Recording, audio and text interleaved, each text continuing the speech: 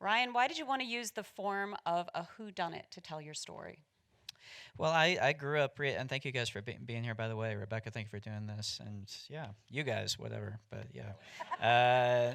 It's been 3 days of press. It's over. Well, I grew up reading Agatha Christie. I love whodunits. And also, I just have a memory as a kid of going to see the ones with Peter Ustinov as Poirot, so Death on the Nile, Evil Under the Sun. And they were big all-star cast. I remember going to see them with my whole family and feeling like this is the most fun you can possibly have at a movie or these type of movies, and wanting to do that. But also, I mean, the whodunit kind of, very often we see it today, it's done as a period piece. And the idea of doing it in America in 2019, and not just doing Colonel Mustard with a cell phone, but really plugging into America in 2019, that seemed like that could be really interesting. Daniel, was your character written as Southern, and what was your approach? I mean, I obviously What's the think. tone in your voice? I'm not sure. What is that? I'm detecting something. Yes. How did you find your Southern accent and your sort of Southern soul? I guess. It was in the script. I mean, Ryan has written something that was damn near perfect as far as I was concerned, and it kind of arrived, and I read it very quickly and said yes very loudly, and let's do this. And we shot the script, and yes, it was. It was. We never found out what the line was. No. How did you describe? How did you describe the? What's the Southern? I think I said Southern accent. Right.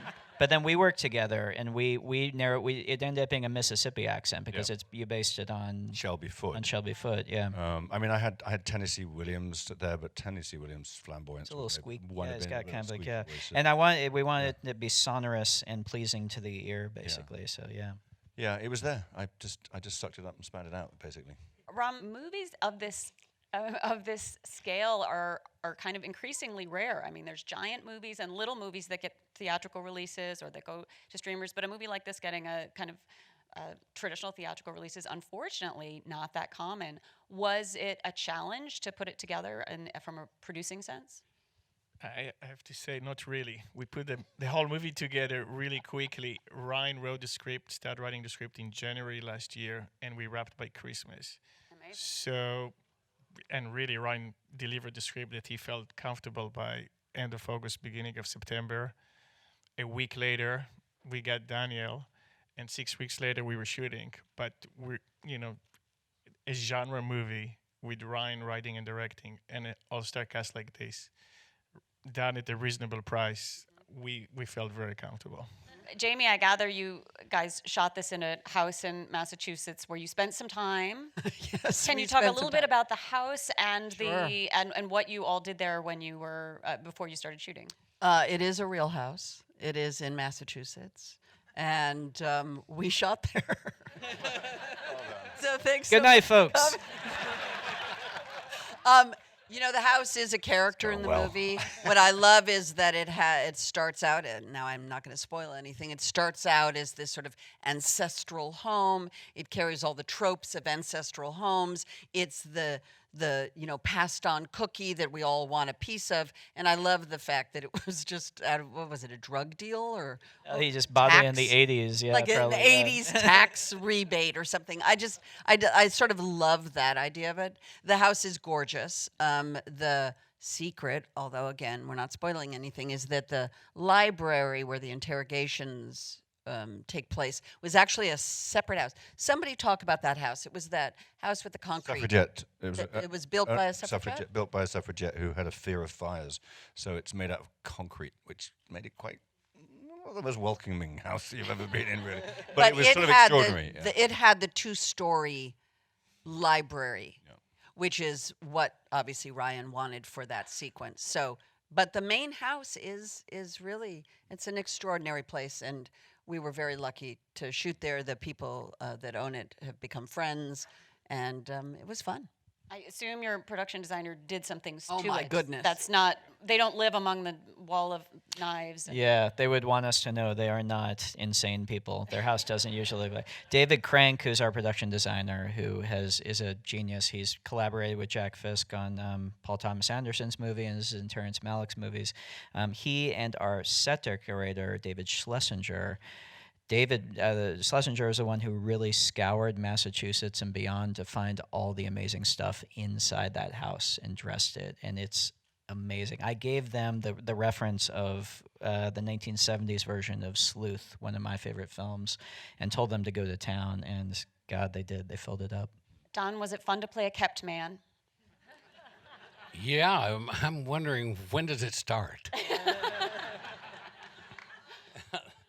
No, it was. Richard is kind of the pure personification of the family, but he's out front about the fact that he does nothing.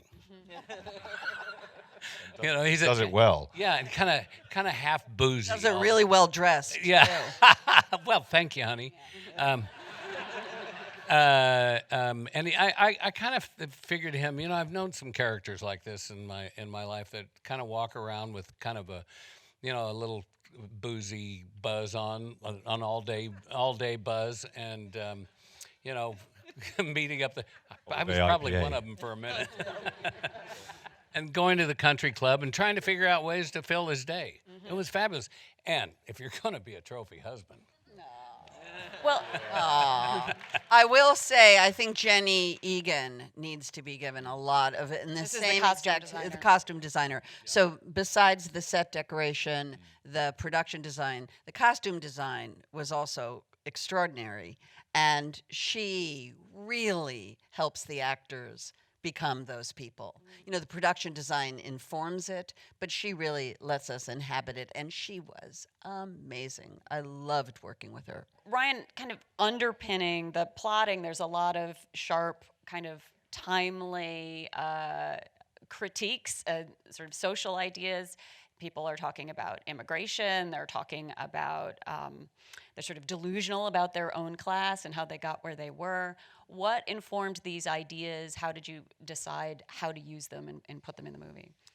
Yeah, I mean, that all kind of came from just saying, well, if we're going to kind of, again, plug this into 2019, let's really do it. Let's not be subtle. Let's just say all this stuff, and in a way that hopefully is entertaining, and you can go and have kind of a cathartic laugh about. But the movie obviously also has a perspective on all of it. So, yeah, and I mean, Agatha Christie was never a political writer per se. She was never an incredibly socially conscious writer, but one thing she always did was she was always engaging with her time. She was engaging with contemporary British society, especially through her characters, and very often through her female characters, she was dealing with kind of like gender roles in British society a lot, and very conscious of that stuff. So the idea of, again, using this kind of thing we often think of as this gilded, antiquated form to put a lot of this stuff on the table in a way that still is in the context of a big popular entertainment you can take your family to,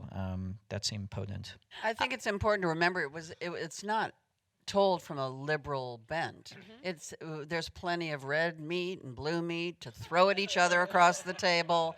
And what I love is at the center of the movie is truth, which is love, which is Ana de Armas, who is a superstar on the rise. She is extraordinary in the movie. But I love that in the center of this political fight, this familiar fight, this familial fight, this disparity of wealth and privilege and all the rest of it, that at the center of the whole thing is the only person who truly loved him. He was the only person who truly just loved him and didn't need anything from him except the relationship, and she's the one with the loss from that relationship. And I just think to center that in a movie that is as amusing and perfect as this, I think is really very much a great testament to Ryan and the piece and the whole thing. Well, I thank you. That's all the time that we have. It was a pleasure talking with Rebecca, you. thank Thank you, you. everyone. Thank you.